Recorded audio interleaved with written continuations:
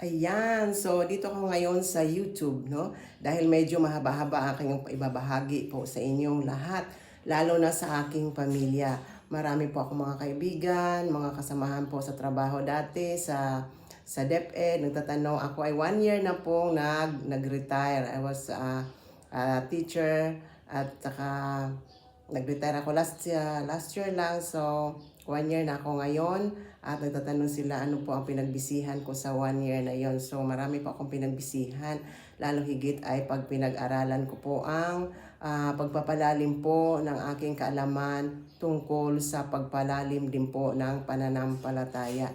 At akin po itong maisabuhay at maipamahagi. Sisikapin ko po ito na maisabuhay at maipamahagi, no? Kaya ipamahagi ko po ang kabahagi o apart po ng aking natutunan po ay ang mga sa pagninilay ko po ay ito po ay babahagi ko rin po sa inyo at dito ay nakalagay sa aking tablet, no? Sabi nga dito, beware of teachings that not from Christ but from the world. Ayan, so kailangan natin yun mag-iingat sa mga katuruan ngayon ng mundo. Maraming katuruan ngayon sa mundo, kaya ako ay nagsisikap na maunawaan ang ano-ano yung mga katuruan na umiiral ngayon. Dahil ito ay hindi po sabi ng tao, sabi po ito ni San Pablo sa sulat niya sa mga taga-Colosas sa chapter 2 verse 8, beware of teachings not from Christ but from the world. Yan. So ano-ano po ang nakapagbigay sa akin ng mga lakas ng loob o kaya liwanag kung bakit ito ay aking nag-focus ako dito, nag-early retirement ako kahit wala akong makatatanggap na tawag dito kapirahan, no, na masasabi nating malaking kapirahan, no, kaya ito ay nag-focus ako dahil nga sa pangamba ko para po sa aking mga kamag-anak, mga anak at mga kapatiran. Iyan po. Kaya dito po, ito po ang aking mga baon-baon sa aking espiritu, sa aking spiritual na buhay. Ito po yung sinasabing reasons why we must spread the good news, no? It's the truth. So dahil ang good news ay ito ay katotohanan. Ano ba yung katotohanan? Sabi niya si Jesus. Si Jesus mismo nagsasabi na siya ang katotohanan. I am the way, the truth, and the life. Yan. So sa Jesus mismo ang ating ipamahagi at ipalaganap. So, sabi nga, never worry about who will be offended if you tell the truth. Yan, maganda itong salita na ito. Ito gusto ko ito na. Sabi, never worry about who will be offended if you tell the truth. Worry about who will be misled, deceived, and destroyed if you don't. Yan, yun po nagpabigay na. Ito yung mga salitang ito aking babahagi sa inyo. Ito yung nabibigay sa akin ng lakas para itong mga bala, no? Para itong mga nabibigay sa akin ano tawag ito, energy of my mind, of my spirit, itong mga salitang ito. Kaya nga sabi nga ng Diyos sa aklat ng Hosea, dahil napapahamak ang aking bayan dahil sa kawalan ng kaalaman. Ayan, so yan, makikita na natin, no, kung sino yung mga napapahamak dahil sa kawalan kang kaalaman. Kaya ako'y nagsisikap na magkakaroon ng mas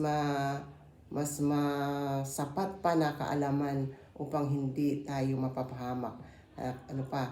So, dahil tayo bininyagan, napabilang tayo sa misyon ni Kristo, mabilang tayo ano ba ang misyon ni Kristo? Tayo ay naging hari, pari at propeta. Okay, ano ba yung propeta? Magpapalaganap ng salita ng Diyos. Ano ba yung pari? Maglilid upang ipapakilala ang Diyos at sundin ang kanyang kalooban. At ano ba yung hari? Maglingkod, no? Hari na tinutukoy ni Jesus, hindi yung paglingkuran. Haring maglilingkod sa kapwa, mangunguna sa paglilingkod.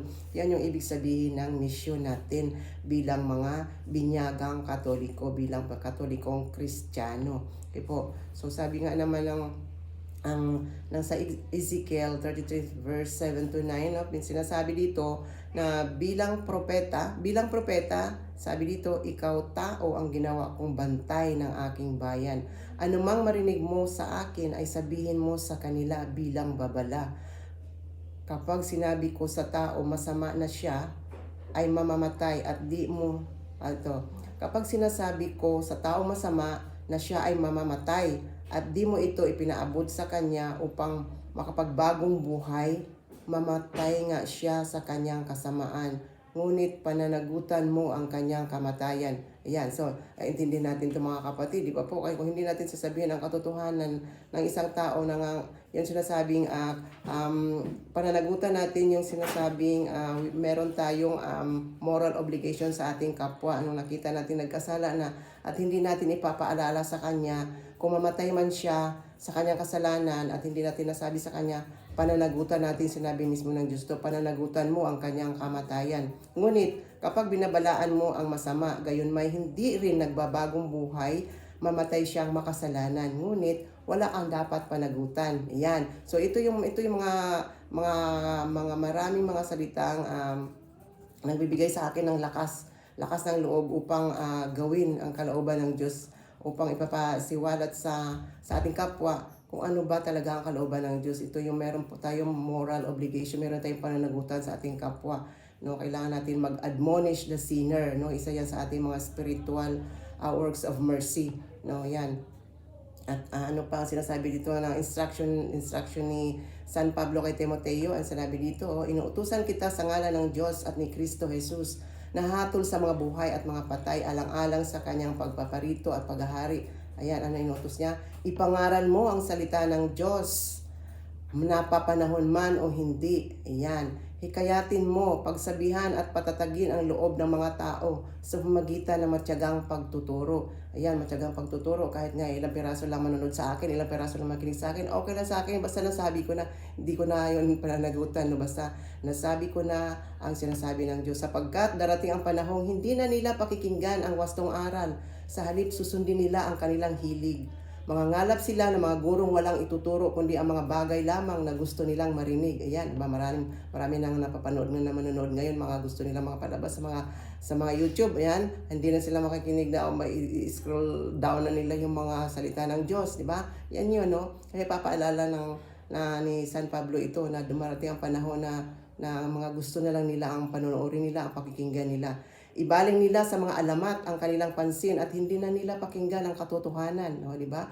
Kaya maging mapagpigil ka sa lahat ng oras, pagtiisan mo ang mga kahirapang dumarating sa iyo. Gampanan mo ang tungkulin ng isang mangangaral ng mabuting balita. Tupdin mo ang iyong mga tungkulin bilang tagapaglingkod ng Diyos. Ayan po, yun. So dahil naliwanagan tayo na tayo ay mga lingkod ng Diyos, dapat talaga gampanan po natin ito dahil ito po ay utos po sa atin ito bilang mga nabinyagan na mga Kristiyano.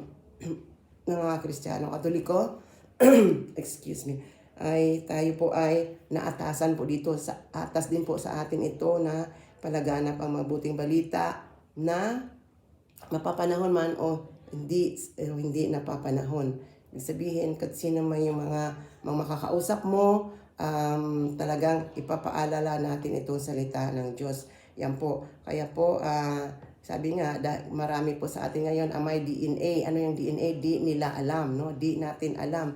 Dahil nga ay busy na sa mga kung ano-ano mga tawag ng laman, tawag ng mundo, at lalo higit ang paglinlang ng demonyo. Kasi yan ang tatlo ang ating kaaway, yan tatlo ang ating kalaban. So, yan po ang paalala sa atin na dapat, sabi ni San Pedro, dahil marami nang bumabati ko sa ating panampalataya, sa ating mga tayong mga Katoliko ay binabati ko sa gusto, lalo na sa ating mga pagsisimba, sa ating mga katuruan. Ayan. So, lalo na pag birthday daw ni Jesus, birthday ni Jesus December 25, yan mga sinasabi nila, no?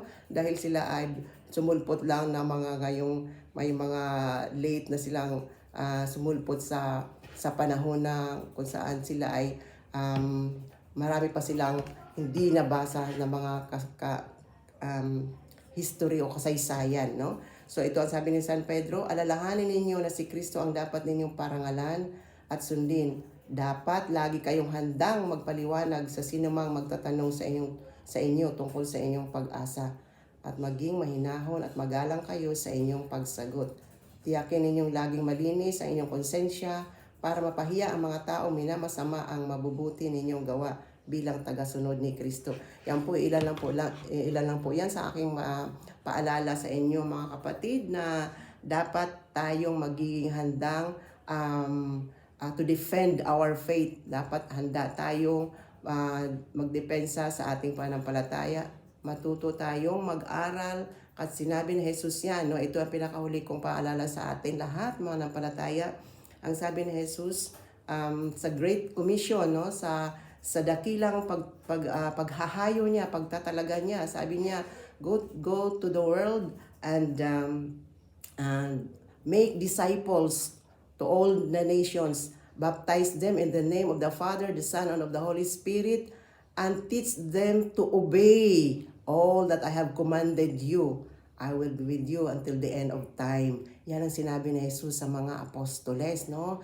Kaya to obey all that I have commanded, sundin natin ang lahat ng mga kanyang inuutos. Yun po, pinapaturo sa atin. Kaya lalahanin po natin mga kapatid na sa ating pananampalataya ay tayo ay dapat na merong pinapakita, hindi lang po siya faith alone, but meron tayong ipapakita, sinasagawa. Patay ang pananampalataya kung walang gawa. Yon.